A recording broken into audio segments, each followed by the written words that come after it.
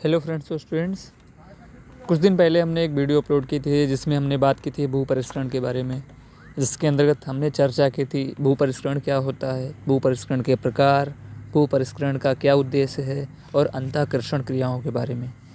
लेकिन इस वीडियो में हम बात करेंगे भू परिष्करण का मिट्टी पर क्या प्रभाव पड़ता है, पाटा लगाने से क्या लाभ होता है, मिट्टी चढ़ाने से क्या लाभ होता है और शून्य भू परिष्करण क्या है, इसके लाभ और हानि आदि के बारे में। तो सबसे पहले बात करते हैं भू परिष्करण का मिट्टी पर क्या प्रभाव पड़ता है। तो जैसा कि हम सब जानते ही हैं कि किसी भी खेत में किसी भी फसल को बोने से पहले उसकी तैयारी से लेकर निराई, गुड़ाई, जुताई, सिंचाई, कटाई आदि जो भी क्रियाएं की जाती हैं उसे भू परिष्करण कहते हैं। भू परिष्करण की क्रियाएं मृदा पर अनेक प्रकार से प्रभाव डालती हैं।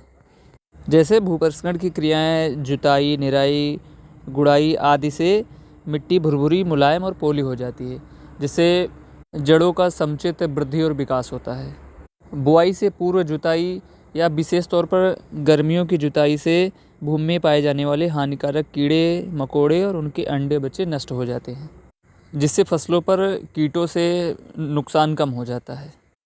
भू परिष्करण की क्रिया से भूमि की भौतिक और रासायनिक दशाओं में सुधार हो जाता है। जल के द्वारा भूमि का कटाव कम हो जाता है या रुक जाता है। मिट्टी की जल धारण क्षमता बढ़ जाती है। साथ ही मिट्टी में वायु और जल का संचार काफ़ी अच्छा हो जाता है, जिनसे पौधों की वृद्धि एवं विकास काफ़ी बढ़िया होता है।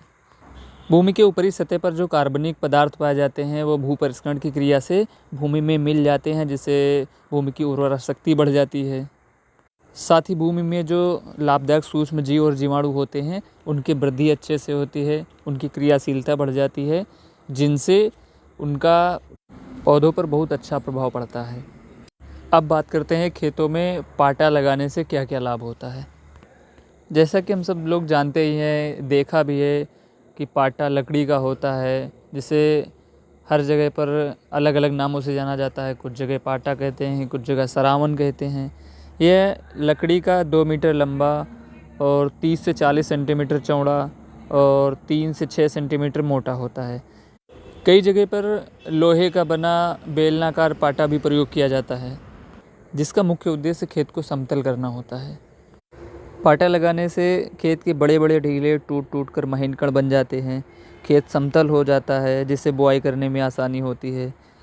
विभिन्न कृषि कार्यों जैसे मेड़ बनाना, सिंचाई आदि में आसानी होती है। अधिक वर्षा होने पर खेत में सभी जगह बराबर मात्रा में पानी अवशोषित हो जाता है या बहुत ज़्यादा होने पर आसानी से बाहर भी निकाला जा सकता है। पाटा लगाने से खरपतवार एक जगह एकत्रित हो जाते हैं, जिन्हें खेत से बाहर करके नष्ट किया जा सकता है। मृदा की ऊपरी सतह पर एक पतली पपड़ी या परत बन जाती है, जिससे मृदा की नमी सुरक्षित रहती है। तो ये रहा कुछ पाटा लगाने से जो भी लाभ होते हैं उसके बारे में। अब बात करते हैं मिट्टी चढ़ाने के क्या क्या लाभ होते हैं। तो जैसा कि हम सब जानते हैं कि मिट्टी चढ़ाने का कार्य कुछ ही फसलों में किया जाता है, जैसे आलू, गन्ना, शकरकंद, अरबी, बंडा आदि में जड़ के ऊपर मिट्टी चढ़ाई जाती है। सबसे पहली बात, मिट्टी चढ़ाने से वो फसल गिरने से बच जाती है। और जो जड़ वाली फसलें हैं, कंद वाली फसलें हैं, जैसे आलू, बंडा, शकरकंद आदि, जड़ों के चारों ओर मिट्टी चढ़ाने से उनकी जड़ों का विकास अच्छे से होता है, जिससे उत्पादन भी काफ़ी बढ़ जाता है। कंद वाली फसलों में कंद बड़े और अधिक संख्या में निकलते हैं। यदि कंद वाली फसलों पर मिट्टी ना चढ़ाई जाए तो कंद हरे रहते हैं, जो नहीं खाए जाते हैं, क्योंकि वो हरे वाले काफ़ी नुकसानदायक होते हैं। समतल बोई जाने वाली फसलों की अपेक्षा जो मेड़ों पर बोई जाती हैं उनकी सिंचाई जल्दी और काफ़ी आसानी से हो जाती है। साथ ही जल सीधे पौधों की जड़ों के पास पहुंच जाता है, जिससे पौधों एवं जड़ों का विकास बहुत अच्छा होता है। साथ ही मिट्टी चढ़ाने से सबसे बड़ा लाभ ये होता है कि फसलों को जितना पानी चाहिए उतना पर्याप्त मिल जाता है, न कम न ज़्यादा। गन्ना एवं इस प्रकार से जो भी फसलें हैं उसमें मिट्टी चढ़ाने से अधिक वर्षा या तेज़ हवा के प्रभाव से गिरने से बच जाती हैं, जिनसे उत्पादन काफ़ी अच्छा होता है, उनकी गुणवत्ता भी बढ़िया हो जाती है। इसके अलावा भी बहुत से लाभ होते हैं। अब बात करते हैं शून्य भू परिष्करण के बारे में।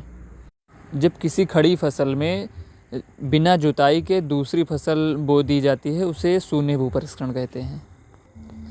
मतलब किसी फसल की बुआई पूर्व फसल के अवशेषों में ही बिना जुताई किए सीधे रूप में करना शून्य भू परिष्करण कहलाता है। जैसे धान की खड़ी फसल में ही सरसों या मंसूर की बुआई कर देना, गन्ना में सरसों की बुआई कर देना। इसी तरह अलग अलग क्षेत्रों में कई फसलों की बुआई की जाती है। अब बात करते हैं शून्य भू परिष्करण से होने वाले उन लाभों के बारे में जिसकी वजह से लोग इसका प्रयोग करते हैं। शून्य भू परिष्करण से जुताई बुआई में जो समय और धन लगता है उसकी बचत होती है, जिससे खेत की लागत में कमी होती है और मृदा क्षरण कम होता है। मृदा की संरचना ठीक वैसे ही बनी रहती है। तो ये रहा शून्य भू परिष्करण से होने वाले कुछ लाभ। अब बात करते हैं शून्य भू परिष्करण से होने वाली हानि के बारे में। शून्य भू परिष्करण से सबसे बड़ी हानि ये होती है कि इनसे भूमि की सतह ठोस बनी रहती है, जिससे अगली आने वाली फसल की जड़ों का विकास अच्छे से नहीं हो पाता है। पूर्व फसल के अवशेषों पर लगे हुए कीट और रोग का प्रभाव उस आने वाली फसल पर भी पड़ जाता है तथा शाकनाशी का प्रयोग काफ़ी ज़्यादा मात्रा में करना पड़ता है, क्योंकि पूर्व में बोई गई फसल में जो भी खरपतवार होते हैं वो वैसे ही बने रहते हैं। तो फ्रेंड्स, इस वीडियो में बस इतना ही और नेक्स्ट वीडियो में हम और भी जानकारी के साथ आएंगे। तब तक के लिए जय हिंद।